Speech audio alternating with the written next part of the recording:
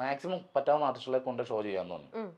അങ്ങനെ ഷോ ചെയ്തിട്ട് ഞാൻ പറഞ്ഞു, നിങ്ങൾ ഷോ ചെയ്തിട്ട് 10,000 രൂപ കിട്ടിയുള്ളെങ്കിലും എനിക്ക് ആ സ്പോട്ടിൽ വെച്ച് സ്റ്റേജിൽ വെച്ച് ഇൻട്രോ എല്ലാം തന്നെ എന്ന് പറഞ്ഞു.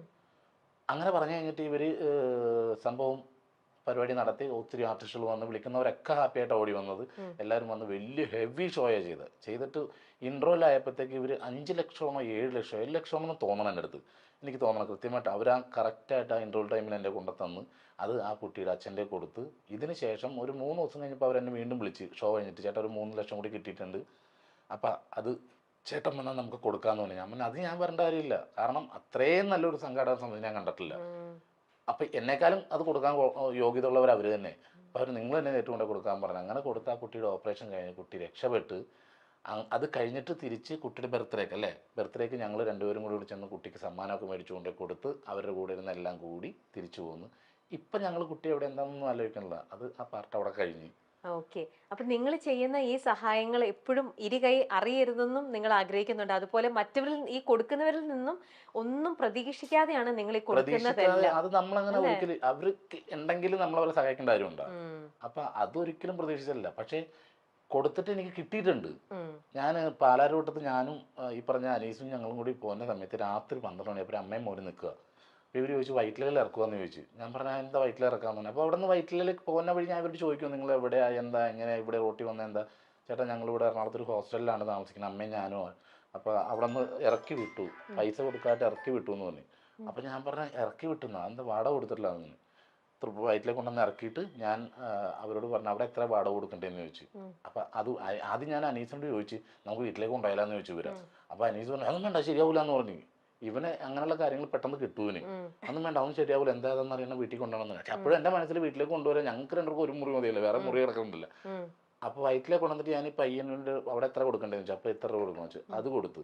ഒരു ഓട്ടോറിക്ഷ ഭക്ഷണം കഴിക്കാനുള്ള പൈസ കൊടുത്തു. ഒരു ഓട്ടോറിക്ഷക്കാരൻ അവിടെ കിടപ്പനായിരുന്നു. ഓട്ടോറിക്ഷക്കാരനോട് ചോദിച്ചു ഇവിടം വരെ പോകാൻ എത്രയാവട്ടാന്ന് വെച്ച്.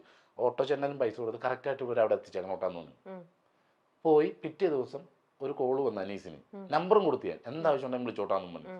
വിളിച്ച അനീസ് ഫോൺ എടുത്തപ്പോൾ പറഞ്ഞു എനിക്ക് ഷാജിയായിട്ടും സംസാരിക്കണമെന്ന് തന്നെ. അപ്പം എന്താന്ന് ചോദിച്ചു.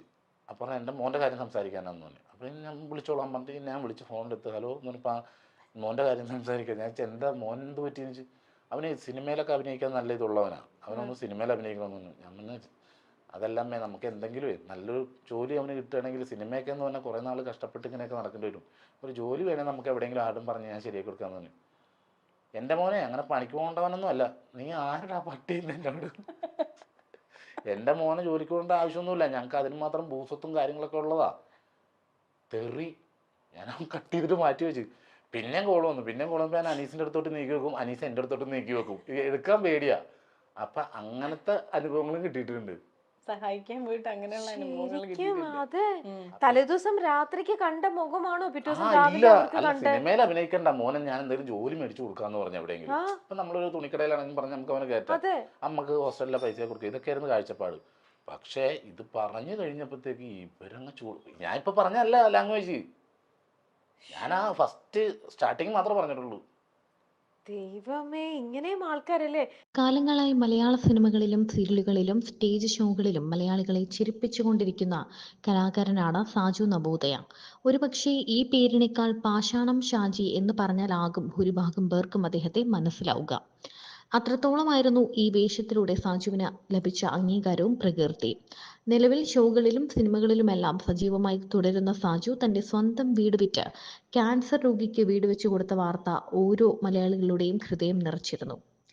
15 വർഷം വാടകയ്ക്ക് താമസിച്ച ശേഷമായിരുന്നു സാജു നവോദയ സ്വന്തമായി ഒരു വീട് വെച്ചത്. എന്നാൽ മരടിലുള്ള ഒരു ക്യാൻസർ രോഗിയുടെ അവസ്ഥ കണ്ടപ്പോൾ ആ വീട് വിറ്റ് അവർക്കൊരു ഭവനം നിർമ്മിച്ചു കൊടുക്കാൻ സാജുവും ഭാര്യയും മുൻകൈ എടുക്കുകയായിരുന്നു. ഇതിനെക്കുറിച്ച് സാജു പറയുന്ന വാക്കുകളാണ് ഇപ്പോൾ വൈറലായി മാറുന്നത്. സാജുവിന്റെ ഭാര്യ കണ്ണു നിറഞ്ഞുകൊണ്ടാണ് ഈ സംഭവത്തെക്കുറിച്ച് പറയുന്നത്. അവർ പാടിയിട്ട് റോട്ടിൽ പാടിയിട്ട് 1 ലക്ഷം രൂപ എനിക്ക് കൊണ്ട് തന്നു. ഈ 1,15,000 രൂപയാണ് എനിക്ക് ഔട്ട് സൈഡിൽ നിന്ന് ഇങ്ങനെ കിട്ടിയത്. അതും എൻ്റെ ഈ കലാകാരന്മാരായിട്ടുള്ള കുറച്ച് കൂട്ടുകാർ. അപ്പൊ അത് സുധി, അത് അവരുടെ വൈഫ്, കൊച്ചുകുട്ടികളൊക്കെ പാടിയായിരുന്നു. അപ്പൊ ഇത് ഞാനിത് പറഞ്ഞോണ്ട് ആദ്യം ഇത് പറയണം ഇവരുടെ കാര്യം.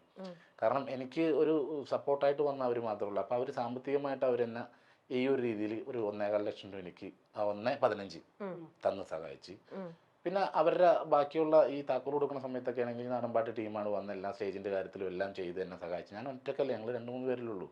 അപ്പൊ ഞങ്ങൾ 3 പേര് ആ സമയത്ത് ഉണ്ടായിരുന്നുള്ളൂ. ഞാനും ചേട്ടായും പിന്നെ നമ്മുടെ വണ്ടി ഓടിക്കുന്ന പയ്യനും അനീസ് അനീസ്. പിന്നെ അവൻ നിന്ന് പണിയിപ്പിക്കും, പിന്നെ ഞാൻ പോയിട്ട് വരുമ്പോ ഞാൻ നിന്ന് പണിയിക്കും. ചേട്ടായി നമ്മുടെ വീട് സ്വന്തം വീട് പണിയണ പോലെയാണ്. രാവിലെ എണീക്കോ, കുളിച്ച് റെഡിയോ, അനീസ് വരും, ഇവർ രണ്ടും കൂടി പോവും. അവിടുത്തെ പണി വന്ന അല്ലെങ്കിൽ രാവിലെ വിളിക്കും, ഷൂട്ട് ഉണ്ടെങ്കിൽ വിളിച്ച് ചോദിക്കും അവരോട് എന്താ പണിക്കാർ വന്നോ നിന്നോ. അപ്പൊ അയ്യോ ഇല്ല ചേട്ടാ ഇന്ന് പണിക്കാർ വന്നിട്ടില്ല. അപ്പൊ തന്നെ പണിക്കാരെ വിളിക്കും, എന്ത് നിങ്ങൾ വരാത്ത, അപ്പൊ ഞങ്ങൾ ഇന്ന ദിവസം വരും. അങ്ങനെ അത് അത്രയും ദിവസം തലക്ക് വെളിവില്ലാത്ത പോലെയായിരുന്നു ചേട്ടായിയുടെ ഓട്ടം. പിന്നെ ആണെങ്കില് പൈസ ഇല്ലാണ്ട് വരുന്ന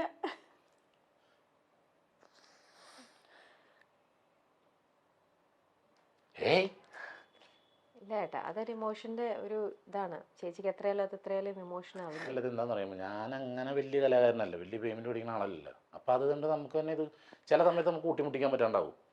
അപ്പൊ ഞാനൊരു ഇവിടുന്ന് അനീസ് വിളിക്കും, ചേട്ടാ ഇതിങ്ങനെയാണ് സംഭവം, ഇങ്ങനെയാണ് വാർക്കലിന് ഇത്ര പേര് ഉണ്ട്, ഇതൊക്കെ പറയുമ്പോഴത്തേക്കാണെങ്കിൽ ഞാൻ പറയാം വെയിറ്റ് ചെയ്യുന്നുണ്ട് ഇങ്ങനെ. അങ്ങനെയൊക്കെയാണ് ചെയ്തത്. അപ്പോൾ പിന്നെ ഞാൻ കോളേജിൽ ഉദ്ഘാടനത്തിനൊക്കെ പോകുമ്പോൾ പിള്ളേർ പറയും, ചേട്ടാ പൈസയൊന്നും ഇല്ലട്ടാ, ഞങ്ങൾ ഇങ്ങനെ കുഴപ്പമില്ല എനിക്കൊരു 10 ഏക്കർ സിമെന്റ് എടുത്ത് തന്നായെന്ന് പറയും. അങ്ങനെയൊക്കെ പറഞ്ഞ് സാധനം ഞങ്ങൾ ഈ പറഞ്ഞ സമയം കൊണ്ട് തന്നെ വീടൊക്കെ ചെയ്ത് കൊടുത്തു. അപ്പോൾ സിനിമ ഇല്ല, അങ്ങനെയില്ല, ഇങ്ങനെയുള്ള പ്രശ്നങ്ങളൊക്കെ ആയിട്ട് മൊത്തം വീടിൻ്റെ ലോണ്, വണ്ടിയുടെ ലോണ്, ഇങ്ങനെയൊക്കെ പതിനെട്ടൊക്കെ ഇത് ഒക്കെ കൂടി ഇങ്ങനെ കുഴഞ്ഞു മറിഞ്ഞ് കിടക്കുക. അപ്പോൾ എനിക്ക് എൻ്റെ ഉള്ളിൽ ഒരു ഉദ്ദേശം ഉണ്ടായിരുന്നു, ചിലപ്പോൾ പാളാൻ സാധ്യത ഉണ്ടിട്ട് അത് ഞാൻ പറഞ്ഞു. ചേച്ചിക്ക് അന്നേരം ഇപ്പൊ ഒക്കെ ഇത്രയും ഒരു ഇതെടുത്ത് ചെയ്തപ്പോഴേ എപ്പോഴെങ്കിലും വേണ്ട ചേട്ടാ നമുക്കിത് നമ്മുടെ കയ്യിൽ ഒതുങ്ങുമോ, നമുക്കിത് നിർത്താൻ പറ്റാണ്ട് വരുമോ, അങ്ങനെ ഒരു ഇത് ചേച്ചിക്ക് തോന്നിയോ? പറഞ്ഞില്ല. അപ്പൊ ചേച്ചിയുടെ മനസ്സിൽ ആ ഒരു കോൺഫിഡൻസ് ഉണ്ടായിരുന്നു. അല്ല, അപ്പൊ എന്നോട് പറഞ്ഞിട്ടുണ്ടായിരുന്നല്ലോ എന്തെങ്കിലും ഒരു ഇത് വരുവാണെങ്കിൽ. നോക്ക്, നമ്മുടെ കൂട്ടത്തിൽ തന്നെ നമ്മൾ ഈ കണ്ടുകൊണ്ടിരിക്കുന്ന എത്രയോ പേര് ഇന്നത്തെ കാലത്ത് നമ്മൾ നോക്കിക്കഴിഞ്ഞാൽ നമ്മുടെ സമൂഹത്തിൽ സെൽഫിഷ് ആയിട്ടുള്ള ആൾക്കാരാണ് കൂടുതൽ എല്ലാവരും. നമ്മളൊക്കെ ഏതെങ്കിലും ഒരു പോയിന്റിൽ, ഞാൻ ഉൾപ്പെടെ നമ്മളെല്ലാവരും ഒക്കെ സെൽഫിഷ് ആയിട്ട് പലപ്പോഴും ചിന്തിക്കുന്ന ആ ഒരു സാഹചര്യത്തിലാണ് ഇവർ രണ്ടുപേരും ഒരു രീതിയിലും ഒരിത്തിരി പോലും ഇവർ സെൽഫിഷ് ആയിട്ട് ചിന്തിച്ചിരുന്നെങ്കിൽ ഇന്ന് ഈ പറയുന്ന വനജ എന്ന് പറഞ്ഞ അവർക്ക് ഈ വീടും കാര്യങ്ങളും ഒന്നും ഉണ്ടാവില്ലായിരുന്നു.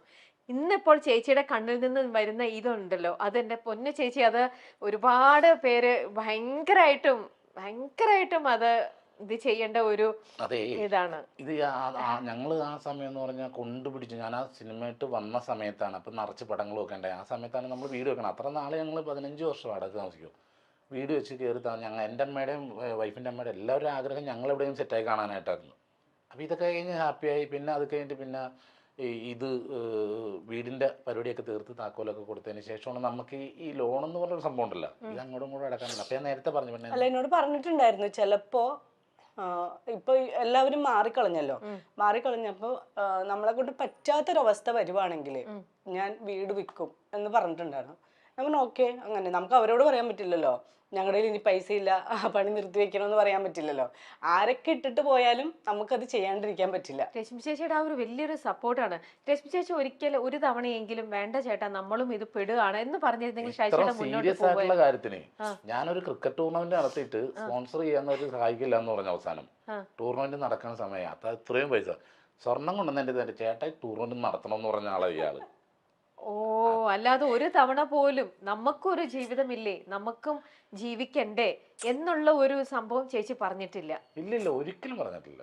തൻ്റെ വീട് വിറ്റിട്ട് വേറൊരാൾക്ക് വീട് വെച്ച് കൊടുത്ത ആളാണ് ഞാൻ. 15 വർഷം വാടകയ്ക്ക് താമസിച്ചിട്ടാണ് ഞാൻ വീട് വെച്ചത്. ആ വീട് വിറ്റ് 10 ലക്ഷത്തിന് മേലെ മുടക്കി വേറൊരാൾക്ക് വീട് വെച്ച് കൊടുത്തു. പുള്ളി ഒരു ക്യാൻസർ രോഗിയാണ്. ഒരു നേരത്തെ മരുന്ന് വാങ്ങിത്തരണമെന്ന് വിളിച്ചപ്പോൾ ഞാനും ഭാര്യയും കൂടി അവരുടെ വീട്ടിൽ പോയതാണ്. ഫ്ലക്സ് മേൽക്കൂരയാക്കിയ വീട്ടിൽ ഫ്ലക്സ് വിരിച്ചാണ് രോഗി കിടക്കുന്നത്. ഞങ്ങൾ കട്ടിൽ വാങ്ങിക്കൊണ്ട് വരാമെന്ന് പറഞ്ഞു. അങ്ങനെ കട്ടിൽ വാങ്ങാൻ പോകുമ്പോൾ ഭാര്യ പറഞ്ഞു നമുക്കൊരു കുഞ്ഞു വീട് വെച്ച് കൊടുക്കാമെന്ന്. കാരണം +1-നും +2-നും പഠിക്കുന്ന 2 പെൺമക്കളാണ് ആ വീട്ടിലുള്ളത്.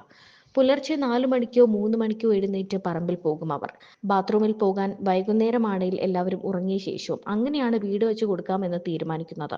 ഒടുവിൽ നാട്ടുകാരൊക്കെ വന്ന് വലിയ വീട് വെച്ച് കൊടുക്കാം എന്നൊക്കെ പറഞ്ഞു. എന്നാൽ ഫസ്റ്റ് കല്ലിടലിന്റെ അന്ന് ആൾക്കാർ വന്നതാണ്, പിന്നെ ആരും വന്നില്ല. ഒടുവിൽ ഞാൻ തന്നെ നിന്ന് വീട് പണിതു. 2 മുറികളും attached bathroom, kitchen, work area തുടങ്ങിയ എല്ലാ സൗകര്യമുള്ള നല്ലൊരു വീട് അവർക്ക് വെച്ചു കൊടുത്തു. ആ കുഞ്ഞുങ്ങൾ ഇപ്പോഴും വിളിക്കാറുണ്ട്. ഞാനിപ്പോൾ വാടകയ്ക്കാണ് താമസിക്കുന്നത്. എൻ്റെയും ഭാര്യയുടെയും സന്തോഷമാണ് ഞങ്ങളുടെ ജീവിതം. അടുത്തൊരു സ്ഥലം വാങ്ങി വീട് വെച്ചിട്ട് ആരാരുമില്ലാത്ത അമ്മമാരെ ഞങ്ങൾക്കൊപ്പം താമസിപ്പിക്കുക എന്നതാണ് ഭാര്യയുടെ ഇപ്പോഴത്തെ പ്ലാൻ. ഞങ്ങളുടെ സന്തോഷമാണ് ഞങ്ങളുടെ ജീവിതം എന്നും സാജു നവോദയ പറയുന്നു. ലക്ഷ്മി, ആർട്ടിസ്റ്റ് ലക്ഷ്മി ഇല്ലേ, ലക്ഷ്മി, അങ്ങനെ കുറേ പേരുണ്ടായിരുന്നു. പക്ഷേ ഇതും ഞാൻ അന്നേരം അവിടെ വെച്ച് ഒരു സോഷ്യൽ മീഡിയയിൽ ഒന്ന് ഫോട്ടോ എടുത്തു വിടും, ഒന്നും ഞാൻ ചെയ്തില്ല. ഞാൻ വന്നവരോടും പറഞ്ഞു, നിങ്ങൾ എഴുത്തോർത്ത് ചെയ്തിട്ടില്ല, ഇത് ഞങ്ങളൊരു സന്തോഷമോ, അപ്പോൾ അത് ചെയ്താൽ. അപ്പോൾ സാറ് ഒന്നെല്ലാം ചെയ്ത് താക്കോലെ കൊടുത്തതിന് പോയതിന് ശേഷം ഞങ്ങൾ പിറ്റേ ദിവസം അവിടെ ചെന്ന് പാലൊക്കെ കാച്ചി അല്ലേ, പാല് കാച്ചെല്ലാം നമ്മൾ വൈകിട്ടാണ്. അല്ല, നമ്മള് പാല് കാച്ചുന്ന ടൈമിൽ ചെന്നിട്ടുണ്ടായിരുന്നു. അതെ, പാല് കാച്ചലൊക്കെ കഴിഞ്ഞിട്ട് ഞങ്ങൾ ഇറങ്ങിയത്. അപ്പം ഇത് ഈ ഇങ്ങനത്തെ ഒരു ആ സിറ്റുവേഷനിൽ ഇപ്പോഴത്തെ നിലവിൽ കലാകാരന്മാരുടെ അവസ്ഥയൊക്കെ പറഞ്ഞു വന്നപ്പോഴത്തേക്ക് ഞാനത് പറഞ്ഞതാ. ഞാൻ ഈ വീടൊന്ന് കാണിക്കുകയാണ് നമ്മുടെ പ്രേക്ഷകരെ. അതെ, നമ്മുടെ വീട്, നമ്മുടെ വീട്, നമ്മുടെ ഷായി ചേട്ടനും ചേച്ചിയും, ഈ ഒരു ഐഡിയൽ കപ്പിൾ. ഇവര് ഒരുപാട് ആഗ്രഹത്തോടെ ഷായി ചേട്ടൻ്റെ ഇത്രയും വർഷം പ്രോഗ്രാം ചെയ്ത് നമ്മളെ കുറേ ചിരിപ്പിച്ചും സ്റ്റേജിലൂടെയും സിനിമയിലൂടെയൊക്കെ നമ്മളെ ഇങ്ങനെ ചിരിപ്പിച്ച് കഷ്ടപ്പെട്ടുണ്ടാക്കിയെടുത്ത് ആ പൈസയിൽ നിന്നും ഇവർ ആഗ്രഹിച്ചുണ്ടാക്കി വെച്ച പനങ്ങാട് വെച്ച വീടാണ് ഇപ്പോൾ നിങ്ങൾ കാണുന്നത്. വീടിന്റെ പേരെന്തായിരുന്നു ചേച്ചി? ശ്രീവിനായകം.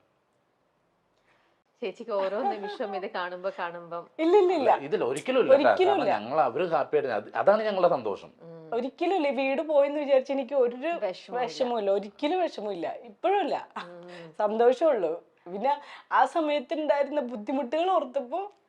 ആരായിരുന്നു ചേച്ചി ശരിക്കും ആ ഒരു സമയത്ത് നിങ്ങൾ ഇത്രയും കഷ്ടപ്പെട്ട് നമ്മുടെ വീട്, ഇത് നിങ്ങൾ ആഗ്രഹിച്ചു വെച്ചത്, ചേട്ടന്റെ മനസ്സിൽ എത്രയോ വർഷത്തെ ഒരു ആഗ്രഹത്തിൽ വെച്ച വീടായിരിക്കണം അല്ലേ? പക്ഷെ ഇത് പോയതില് സങ്കടപ്പെടില്ല, കാരണം അത് തീരാതെ വന്നാൽ ഞങ്ങൾക്ക് സങ്കടമായേനെ. അതെ, ആ വീട് ഞങ്ങൾ ആ ഒരു ധൈര്യത്തിലായിരുന്നു ചേട്ടൻ എന്നോട് പറഞ്ഞത്.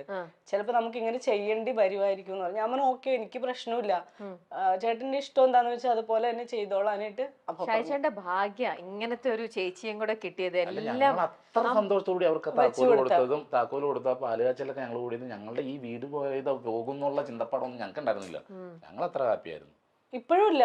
പക്ഷെ ആ താക്കോല് കൊടുത്തിട്ട് പിന്നെ ഞങ്ങൾ അതിനെപ്പറ്റി ചിന്തിച്ചിട്ടേ ഇല്ല.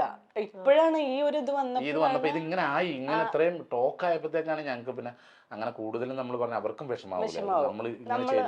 ചെയ്തിട്ട് അത് പറയണത് അതുകൊണ്ടാ പറഞ്ഞപ്പോ അവരോട് തന്നെ പറഞ്ഞു, പൂർണ്ണ മനസ്സോടുകൂടിയാണ് ഞങ്ങൾ ചെയ്തേക്കുന്നത്. പക്ഷെ അവര് അറിഞ്ഞിട്ടില്ല നിങ്ങൾ ഇങ്ങനെയാണ് അത് അവർക്ക് വീട് വെച്ച് കൊടുത്തെന്നുള്ള. വീട് കൊച്ചു കൊടുത്തതിന് ശേഷമാണ് നമുക്ക് ബാധ്യതകൾ വന്നത്. നമ്മുടെ വീടിന്റെ ലോണ്, കാറിന്റെ ലോണ്, ബാക്കിയുള്ള എല്ലാ സംഭവങ്ങളും ചെയ്യാൻ പറ്റാത്തൊരവസ്ഥ വന്ന്. മനസ്സിലായി. അപ്പൊ പിന്നെ അത് വീട്ടാനായിട്ട് ഞങ്ങൾക്ക് ഇത് നിവൃത്തി ഉണ്ടായിരുന്നുള്ളൂ. ഇതാവുമ്പോ നമുക്ക് ആരോടും ചോദിക്കണ്ടല്ലോ, ഞങ്ങൾ തന്നെ ഉണ്ടാക്കി നമ്മുടെ സ്വന്തം. ആ സമയത്ത് ഞങ്ങൾക്ക് വീട്ടിൽ വേറെ പ്രശ്നം കൂടി ഉണ്ടായിരുന്നു. വൈഫ് രശ്മിയുടെ അമ്മ, ഞങ്ങളുടെ അമ്മക്ക് വയ്യായിരുന്നു. ഓ, അപ്പൊ അമ്മക്ക് ക്യാൻസർ ആയിരുന്നു. അപ്പൊ അതിന്റെ ട്രീറ്റ്മെന്റും എല്ലാം ഞങ്ങൾ അതിൽ മൊത്തത്തിൽ ഇങ്ങനെ ഇതായിട്ട് നിൽക്കുകയായിരുന്നു.